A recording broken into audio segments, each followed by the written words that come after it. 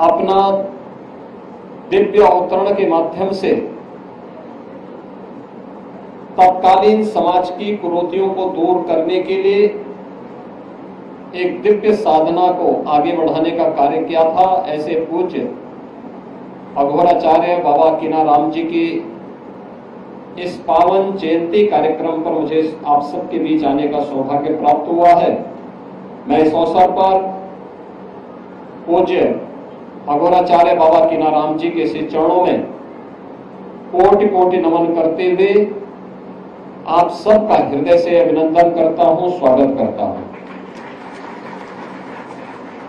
मैं इसे बाबा की ही कृपा मानता हूं। मुझे कहां आज सोनभद्र में रहना था, मैं आ गया चंदौली में। यही होता है और मेरा यह मानना है कि बाबा की कृपा के बगैर संभव नहीं था। लगता है बाबा कुछ और उनको मंजूर था और मुझे यहां चंदौली में यहां आने का आज पुनः सौभाग्य प्राप्त हुआ है। ये सच है, जन्म से ही वे दिव्य विभूति थी। एक कुलीन परिवार में उनका जन्म हुआ। उनके पूज्य माता जी, उनके पूज्य पिताजी गांव के धार्मिक एक सभ्य परिवार बड़ी शालीनता के साथ अपना जीवन यापन करने वाले, पूरी श्रद्धा भाव के साथ अपना जीवन यापन करने वाले बाबा विश्वनाथ और मां गंगा के प्रति अगाध श्रद्धा रखने वाले ऐसे कुलीन परिवार में पूज्य बाबा कीनाराम जी का जन्म जरूर हुआ।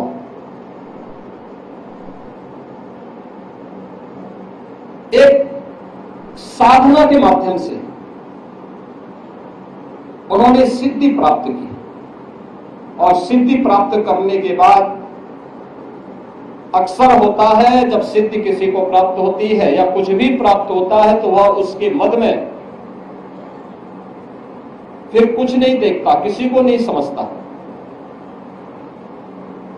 प्रभुता पाई काई मद नहीं, संत तुलसीदास जी ने भी कहा। लेकिन बाबा ने अपनी साधना का उपयोग, इस सिद्धि का उपयोग राष्ट्र के कल्याण के लिए किया, लोक कल्याण के लिए किया। उस समय की समाज की बिगड़ती हुई स्थिति को एक देखते हुए कि देश क्यों गुलाम हुआ, क्यों विदेशी आक्रांता सफल हुए।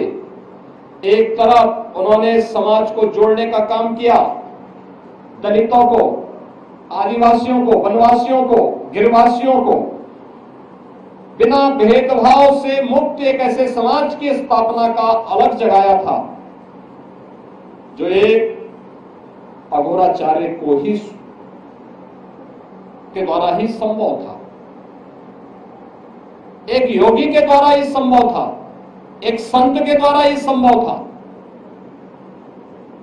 उच्च कुलीन परिवार में जन्म लिया, लेकिन उन्होंने कहा नहीं, छूत अस्पृश्यता के भाव को त्यागना होगा, तभी ये देश सुरक्षित हो पाएगा। और यहाँ के दलितों को, वनवासियों को, यहाँ के जनजातीय समुदाय को उन्होंने बड़ी संख्या में अपने शिष्य के रूप में स्वीकार करते हुए उनके जीवन को प्रशस्त करने के लिए अनेक कार्यक्रम चलाए। तो दूसरी तरफ मुगल आक्रांताओं को भी उन्होंने उस समय सबक सिखाने के लिए सांझा को भी डपट करके भगाने का काम किया था, जो उनके चमत्कार को देखने की प्रतीक्षा कर रहा था। उन्होंने विदेशी आक्रांता उस समय के जो शासक थे उनको फटकार लगाई थी। यानी ये चीजें दिखाती है एक संत और एक योगी सत्ता का गुलाम नहीं होता है, बल्कि वह अपने कदमों पर उन्हें चलने के लिए मजबूर करता है। और यही कार्य आज से 425 वर्ष पहले इसी रामगढ़ गांव में जन्मे पूज्य बाबा अघोराचार्य कीनाराम जी महाराज ने अपनी दिव्य साधना के माध्यम से हम सबके सामने प्रस्तुत किया। उनके चमत्कार के अनेक किस्से हैं। उन्होंने भारत की सभी साधना विधियों को एक साथ जोड़ करके काशी में त्रिकुंड को भी जो पवित्रता प्रदान की वह हम सबके सामने है। हम सब इस बात को जानते हैं, हर व्यक्ति उसका गवाह है। आज भी वह विभूति और दिव्यता वहां पर और इस पूरे स्थान पर, उनकी पवित्र साधना स्थली पर भी हम सबको देखने को मिलती है। बहनों और भाइयों, ये मेरा सौभाग्य है कि जब चंदौली में मेडिकल कॉलेज का निर्माण हो रहा था और उस समय यहाँ के हमारे माननीय सांसद, माननीय सांसद और केंद्रीय मंत्री डॉक्टर महेंद्र नाथ पांडे जी ने, माननीय विधायक श्री सुशील सिंह जी ने, यहाँ के हमारे अन्य जनप्रतिनिधियों ने उस समय मेरे सामने प्रस्ताव रखा था कि बाबा के नाम पर कुछ हो जाए। तो मैंने कहा मेडिकल कॉलेज से अच्छा और क्या हो सकता है। और ये हमारा सौभाग्य है कि हमें अपने पूज्य संत के श्री चरणों में उस मेडिकल कॉलेज जो लोक कल्याण का, आरोग्यता का उत्तम माध्यम बनेगा, उसका नामकरण पूज्य बाबा के नाम पर करने का सौभाग्य प्राप्त हुआ। हम भी इस परंपरा के लिए अपनी ओर से करने की कहां हमारी सामर्थ्य है। ये तो जो कुछ भी है ये बाबा की ही कृपा है, उन्हीं की विभूति है। और उन्हीं की कृपा से जो मैंने आपको बताया ना कि आज मेरा कार्यक्रम कहीं और था, लेकिन मैं भटक करके आ गया चंदौली में, यहाँ पर रामगढ़ में।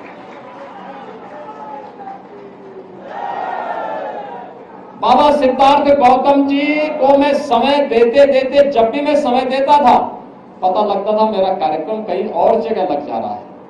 लगता है कि बाबा कीनाराम जी चाहते थे कि बिना मिले ही मैं स्वयं यहाँ पहुंच करके बता दूं कि नहीं, बाबा के चमत्कार जीवित हैं और बाबा आज भी सूक्ष्म दृष्टि से हम सब का संचालन कर रहे हैं, पूरी व्यवस्था का संचालन कर रहे हैं। ऐसे सिद्ध योगी अघोराचार्य बाबा कीनाराम जी के चरणों में कोटि कोटि नमन करता हूं। और बहनों और भाइयों, मुझे बहुत अच्छा लगा, समाज का हर तबका यहाँ पर आता है, बाबा का आशीर्वाद देता है बिना भेदभाव के। उस समय भी उन्होंने जो तमाम समाज सुधार के काम प्रारंभ किए थे, अघोर पीठ ने उन कार्यों को आज भी जारी रखा है। ये कार्यक्रम आज भी उसी रूप में चल रहे हैं और ये निरंतर चलते रहने चाहिए, क्योंकि यही बाबा की यही संदेश है, यही उनका उपदेश है।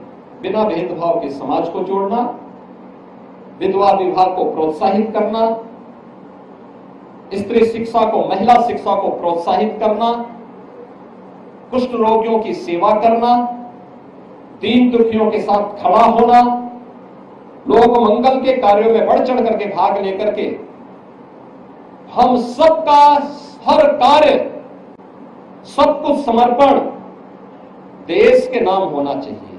हर काम देश के नाम, राष्ट्र प्रथम के भाव के साथ हमें कार्य करना होगा। और इस भाव के साथ जो भी हमारा कार्य होगा वह बाबा के श्री चरणों में उनका आशीर्वाद जरूर प्राप्त करेगा।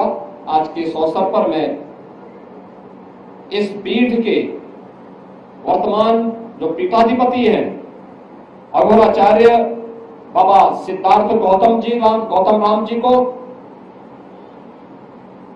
हृदय से बधाई देता हूं कि 425वीं पावन जयंती के कार्यक्रम में हम सबको आने का अवसर प्राप्त हुआ है और आज बाबा की इस जयंती पर आप उनके प्रतिनिधि हैं। आपको मैं इस अवसर पर बधाई देता हूं। आप सबको भी मैं अपनी हृदय से बधाई और शुभकामनाएं देता हूं और विश्वास करता हूं कि बाबा की कृपा इस पूरे क्षेत्र पर, हमारे पूरे काशी क्षेत्र पर इसी प्रकार से बना रहे। इस विश्वास के साथ मैं आप सबको बाबा कीनाराम जी की 425वीं पावन जयंती पर हृदय से आपका अभिनंदन करता हूं। बाबा के श्री चरणों में नमन करते हुए अपनी वाणी को विराम देता हूं। धन्यवाद। जय हिंद। हर हर